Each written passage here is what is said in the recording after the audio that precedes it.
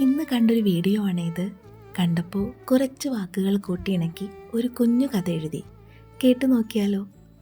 Kozhikode beach. സന്ധ്യകളിൽ കടൽ കഥ പറയുന്ന ഇടം. വെയിൽ മങ്ങിത്തുടങ്ങുമ്പോൾ തിരകൾ ഓർമ്മകളെപ്പോലെ തീരത്ത് തട്ടി മടങ്ങും. അങ്ങനെയൊരു വൈകുന്നേരത്തിൽ ഞാൻ അവനെ കണ്ടു. കോഴിക്കോട് ബീച്ചിൻ്റെ നനഞ്ഞ മണലിൽ ഒരു ചെറിയ നായ്ക്കുട്ടി. ആരോ കളി കഴിഞ്ഞിട്ട് പോയ പിങ്ക് നിറത്തിലുള്ളൊരു പന്തുമായിട്ട് അവൻ കളിക്കുകയാണ്. അത് അവന് വേണ്ടി ആരും വാങ്ങിയതല്ല, അതവനെ തേടി വന്നതുമല്ല. എന്നിട്ടും അവൻ അതിനെ സ്നേഹത്തോടെ തള്ളിയും ഉരുട്ടിയും സന്തോഷിച്ചു. കടലിൻ്റെ ഭംഗി ആസ്വദിച്ച് നിൽക്കുന്ന ആളുകൾ പോലും അറിയാതെ പോയൊരു സന്തോഷം. ആ കാഴ്ച കണ്ടപ്പോൾ എനിക്ക് തോന്നി, ഈ കടലിന് എത്ര കഥകൾ അറിയാമെന്ന്.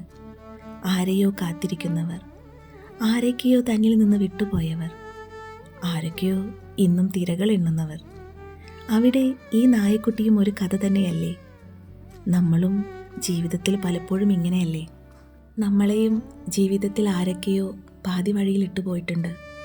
അച്ഛനാവാം, അമ്മയാകാം, മക്കളാകാം, സുഹൃത്തുക്കളാകാം. അങ്ങനെ ആരൊക്കെയോ നമ്മളെ വിട്ടു പോയിട്ടുണ്ട്. എന്നിട്ട് നമ്മളിപ്പോൾ നിൽക്കുന്നതോ ഓർമ്മകളുടെ തീരത്ത്. പക്ഷേ ഈ നായക്കുട്ടി ഓർമ്മകളിൽ ജീവിച്ചില്ല, ഇപ്പോഴുള്ള ഈ നിമിഷത്തിൽ ജീവിച്ചു. ആരോ ഉപേക്ഷിച്ച ചെറിയ കാര്യങ്ങളിൽ പോലും ചിലരുടെ ജീവിതം അർത്ഥവത്താകും.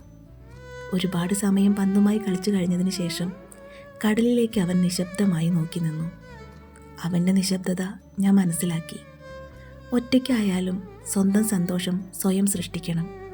കാരണം എല്ലാവരും ഒരുപോലെ നമ്മളെ സ്നേഹിക്കണമെന്നില്ല, നമ്മളെ തിരഞ്ഞെടുക്കണമെന്നില്ല.